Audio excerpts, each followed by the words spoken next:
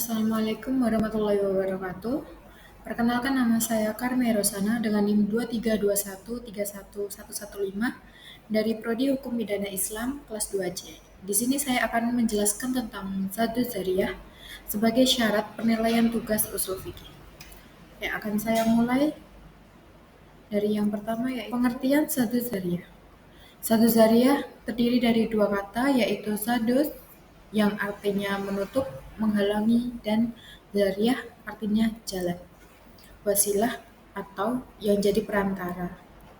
Menurut para ulama ahli usul fikih yaitu mencegah segala sesuatu dalam perkataan maupun perbuatan yang menyampaikan pada sesuatu yang dicegah atau dilarang yang mengandung kerusakan atau bahaya. Selanjutnya yaitu contoh dari Zaddu Zariyah. Zaddu Zariyah memiliki contoh yaitu ketika seseorang yang telah dikenai kewajiban zakat namun belum haul atau belum genap setahun, ia menghibahkan hartanya kepada anaknya sehingga dia terhindar dari kewajiban zakat. Hibah dalam syariat Islam merupakan perbuatan baik, akan tetapi bila tujuannya tidak baik, misal untuk menghindari kewajiban zakat, maka hukumnya dilarang. Selanjutnya yaitu dasar hukum Zaddu Zariyah.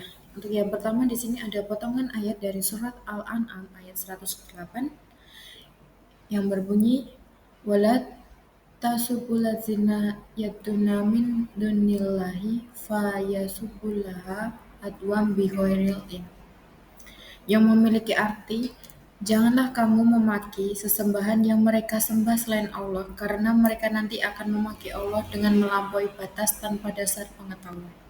Dasar hukum Zaddu Zariyah yang kedua yaitu terdapat dalam potongan surat An-Nur ayat 31 yang berbunyi wala yadribna bi arjuhinna liya'lama ma yukfina min zinatihin watubu illahi jami'an ayyuhal mu'minuna la'allakum tuflihun, yang memiliki arti dan janganlah mereka memukulkan kakinya agar diketahui perhiasan yang mereka sembunyikan dan bertaubatlah kamu sekalian kepada Allah hai orang-orang yang beriman supaya kamu beruntung. Untuk dasar hukum yang ketiga yaitu ada kaidah fikih. Yang pertama, apa yang membawa kepada yang haram, maka hal tersebut juga haram hukumnya, dan menolak kerusakan lebih diutamakan daripada menarik kemaslahatan.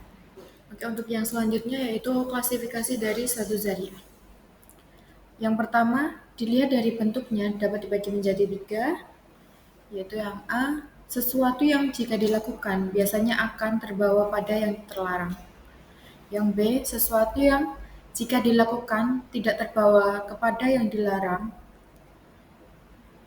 Yang ketiga atau yang C, sesuatu perbuatan yang jika dilakukan menurut pertimbangan adalah sama kemungkinannya untuk terbawa pada yang terlarang dan yang tidak terlarang.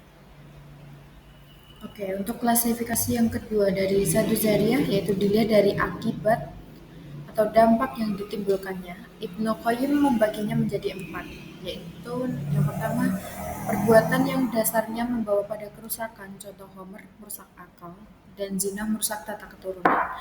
Yang kedua, perbuatan yang ditentukan untuk sesuatu yang mubah namun ditunjukkan untuk perbuatan buruk, contohnya jual beli yang mengantarkan pada riba.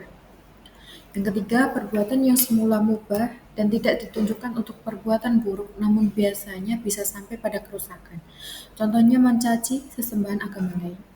Yang terakhir, perbuatan yang biasanya mubah namun kadang membawa kerusakan, yaitu contohnya melihat wajah perempuan yang saat dipinang. Untuk klasifikasi Zaddu Zariyah yang ketiga, dilihat dari tingkat kerusakan yang ditimbulkan. Yang pertama, perbuatan yang dilakukan tersebut membawa kerusakan yang pasti. Orang yang bersangkutan dikenai hukuman karena melakukan kejahatan dengan sengaja. Yang kedua, perbuatan yang boleh dilakukan karena jarang mengandung kemafsadatan. Yang ketiga, perbuatan yang dilakukan kemungkinan besar akan membawa kemafsadatan. Yang terakhir, perbuatan yang pada dasarnya boleh dilakukan karena mengandung kemaslahatan, tetapi memungkinkan terjadi kemafsadatan. Untuk yang selanjutnya yaitu kedudukan Zaddu Zariyah. Perbedaan pendapat mengenai kedudukan satu zariah tidak menjadikan satu zariah tidak digunakan sama sekali. Para ulama dalam kegiatan tertentu menggunakan satu zariah untuk menetapkan suatu hukum tertentu. Salah satunya yaitu MUI menggunakan metode ini dalam menetapkan fatwa halal atau memberikan sertifikasi halal pada produk-produk perdagangan. Cukup sekian pembahasan kali ini satu zariah. Atas perhatiannya saya ucapkan terima kasih. Wassalamualaikum warahmatullahi wabarakatuh.